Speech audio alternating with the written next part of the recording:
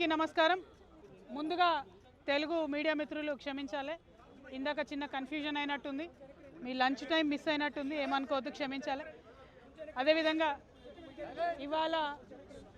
ఇవాళ కోర్టులో ఏదైతే ఢిల్లీ లిక్కర్ పాలసీ విషయంలో పెట్టినటువంటి తప్పుడు కేసును సంపూర్ణంగా కోర్టు కొట్టివేస్తూ తీర్పిచ్చిందో దానికి మన భారత న్యాయ వ్యవస్థకు మనస్ఫూర్తిగా మేము ధన్యవాదాలు తెలియజేస్తూ ఉన్నాం. ఎందుకంటే మేము మొదటి రోజు నుండి చెప్తూ ఉన్నాం, ఇందులో ఎక్కడా కూడా ఏమాత్రం సంబంధం కూడా నాకు లేదు, నేను ఒక కడిగిన ముత్యంలాగా బయటికి వస్తానని చెప్తూ వచ్చాను. అదే ఇవాళ కోర్టు ద్వారా నిరూపణ అయింది. మరి కోర్టు ఏదైతే కుట్రపూరితమైన ఈ కేసు ఉందో ఆ కుట్రలన్నింటినీ ఛేదిస్తూ కంప్లీట్గా ఆర్గ్యుమెంట్సే ఫాల్స్ ఉన్నాయని చెప్పి బేషరతుగా ఆ కేసులో ఉన్న వాళ్ళందరికీ కూడా మరి విడుదల చేయడం అనేది, క్లీన్ చీట్ చేయడం అనేది మనస్ఫూర్తిగా స్వాగతిస్తూ ఉన్నాం. కాకపోతే బాధ అవుతూ ఉన్నది, ఎందుకంటే ఒక్కొక్కరు సంవత్సరన్నర కాలం నేను స్వయంగా 5.5 నెలలు కుటుంబానికి, పిల్లలకు అందరికీ దూరంగా ఉండడం, ఆ బాధ, అవమానం, జరిగినటువంటి వ్యక్తిత్వ హననం, అవన్నీ కూడా ఎన్ని కోట్ల రూపాయలు ఇచ్చినా అది తిరిగి వచ్చేటటువంటి విషయం కాదు. ఎంత సమయం జరిగినా ఆ నష్టం మాకు, మా కుటుంబానికి జరిగిందన్నమాట వాస్తవం. అయితే ఆ కఠిన సమయంలో నాతో పాటు డబ్బులు ఉన్నా లేకున్నా ప్రతి హియరింగ్కి ఇక్కడున్న మా అక్క చెల్లెలు, అన్నదమ్ములు అందరూ కూడా ఢిల్లీ వరకు వచ్చి నాకు మద్దతుగా ఇచ్చి, నైతిక స్థైర్యాన్ని ఇచ్చి, ఇక్కడ నా పిల్లలు ఒంటరిగా ఉన్నప్పుడు వారికి అండగా నిలిచినటువంటి ప్రతి ఒక్కరికి కూడా నేను హృదయపూర్వకంగా ధన్యవాదాలు తెలియజేస్తూ ఉన్నాను. ప్రత్యేకించి మా అమ్మకు, మా నాన్నకు, మా అత్తమ్మకు, మా మామయ్యకు, మా మొత్తం భర్త తరఫున కుటుంబానికి అందరికీ కూడా నేను హృదయపూర్వకంగా ధన్యవాదాలు తెలియజేస్తున్నాను, పాదాభివందనాలు తెలియజేస్తూ ఉన్నాను. మీరు ఇచ్చినటువంటి బలంతోనే ఆ జైల్లో 5.5 నెలలు కూడా నేను పిల్లలు లేకపోయినా కన్నీళ్లు దిగమింగుకొని కర్తవ్యాన్ని గుర్తు చేసుకొని గడిపినానని చెప్పి ఈ సందర్భంగా తెలియజేస్తున్నా. మరి ఇవన్నీ జరుగుతూ ఉంటే ఇవాళ కేటీఆర్ అన్నగారి ట్వీట్ చూడడం జరిగింది. ఇప్పటి వరకు మేము పైన రైతు కమిషన్లో మరి మా గద్వాల రైతన్నల సమస్యలు, నిజామాబాద్ ఎర్రజొన్నల సమస్యలు, ఖమ్మం పామాయిల్ రైతుల సమస్యలు, ఇట్లా అనేక రకాలైనటువంటి సమస్యలను పైన వివరించి రావడం జరిగింది.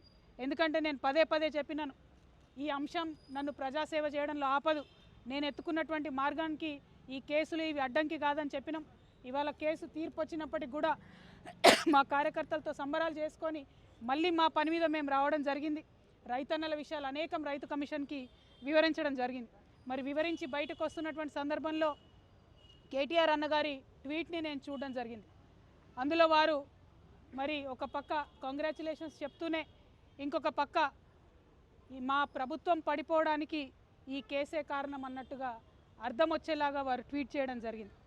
ఇవాళ నేను పొద్దున్నుండి బీఆర్ఎస్ పార్టీ సోషల్ మీడియా ఏదైతే అనేక రకాలైనటువంటి కమెంట్స్ చేస్తూ ఉన్నారో, ఏదైతే మొత్తం బీఆర్ఎస్ పార్టీ ఇక్కడ రాష్ట్రంలో ఓడిపోవడానికి ఈ కేసే కారణమని ఒక ట్విస్ట్ ఇచ్చే ప్రయత్నం చేస్తూ ఉన్నారో, వాళ్ళందరినీ కేటీఆర్ రామారావు గారిని సూటిగా నేను ఒక ప్రశ్న అడుగుతా ఉన్నా.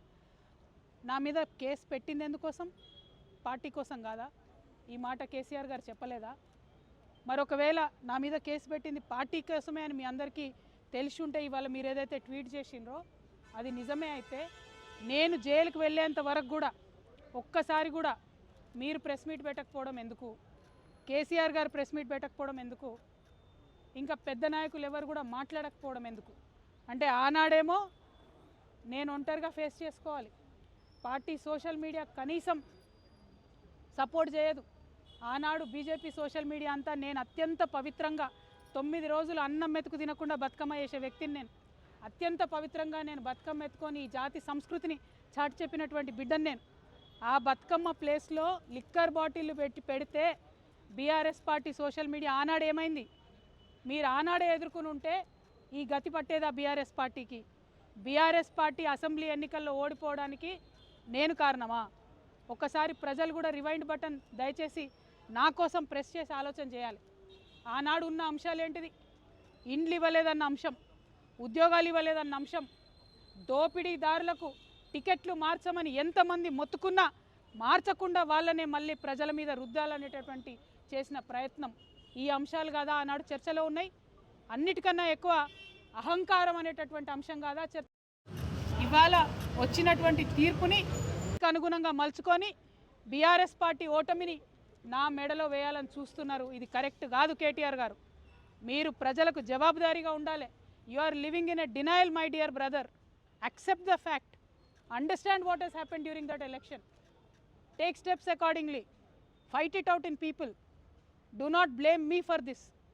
Whereas the party supported me.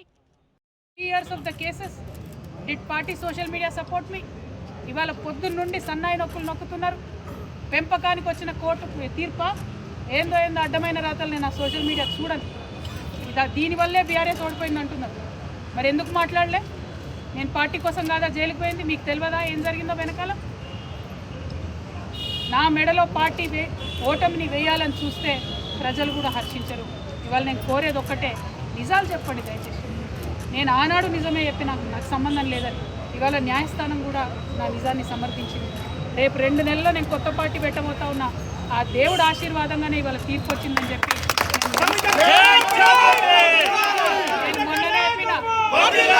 నేను మొన్ననే చెప్పిన రాజకీయం చేయాలంటే ధైర్యం ఉండాలి.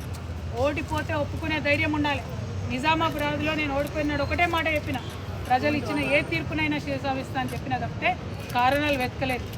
ఇవాళ వచ్చిన తీర్పుని దీనివల్లనే ఓడిపోయిందని చెప్తున్నారు. అన్న రాసిన ట్వీట్లో, రామన్న గారు కేటీఆర్ గారు రాసిన ట్వీట్లో కేజ్రీవాల్ గారి ప్రభుత్వం ఓడిపోయిందన్నారు. ఓడిపోయి ఉండొచ్చు, అక్కడ సంగతి నాకు తెలియదు. కేజ్రీవాల్ గారు అరెస్ట్ అయినాక ఎన్నికలు వచ్చినాయి. ఇక్కడ నన్ను అరెస్ట్ కాకముందే ఎన్నికలు వచ్చినాయి. మీరు ఫ్యాక్ట్స్ని ట్విస్ట్ చేసి సోషల్ మీడియాలో మాకు పెద్ద ఆర్మీ ఉంది, పేడ్ బ్యాచ్ ఉంది, నేను ఏది మాట్లాడినా నడుస్తుంది చెల్లుతుంది అనుకుంటే ఆ రోజులు పోయినాయి. దయచేసి నిజం చెప్పండి. నాకు ఆర్మీ లేదు, గిర్మీ లేదు, నాకు ఉన్నది గివిలే అబ్బా. ఈ పిడికడి మందితోనే ఈ రాష్ట్రంలో ఒక కొత్త రాజకీయ ప్రజల పక్షాన నిలబడి పనిచేస్తాం. కానీ చేతులు జోడించి తెలంగాణ ప్రజలకు మాత్రం ఒకటి విజ్ఞప్తి చేస్తాం. ఒక ఆడబిడ్డ కష్టంలో ఉన్నప్పుడు అడ్డమైన పేర్లు పెట్టి, అడ్డమైన టైటిల్స్ పెట్టి, సోషల్ మీడియాలో నాలుకకు ఎంత వస్తే అంత మాట్లాడినటువంటి అడ్డగాడిదలు మాత్రం సమయం వచ్చినప్పుడు బుద్ధి చెప్పాలని ప్రార్థన చేస్తూ మీ అందరి దగ్గర సెలవు తీసుకుంటున్నా. Thank you. జై తెలంగాణ.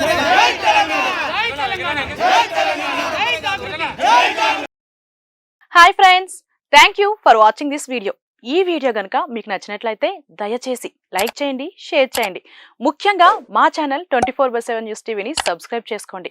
ఆ తర్వాత మీ విలువైన అభిప్రాయాల్ని, మార్పులు, చేర్పులు, కావాల్సిన వీడియో ఏమన్నా ఉంటే మన వీడియో కింద కామెంట్ సెక్షన్లో కామెంట్ రూపంలో తెలియజేయండి. నమస్కారం, సాయిదంచిక మాట్లాడుతున్నాను. ప్లీజ్ సబ్స్క్రైబ్, షేర్, లైక్ చేయండి 24/7 టీవీ ఛానల్. హాయ్ నమస్తే, నేను మీ Sonia Akula. Please subscribe to 24/7 news TV. Hi అండి, అందరికీ నమస్తే. నేను Mankota Prasad. Please do subscribe 24/7 news TV.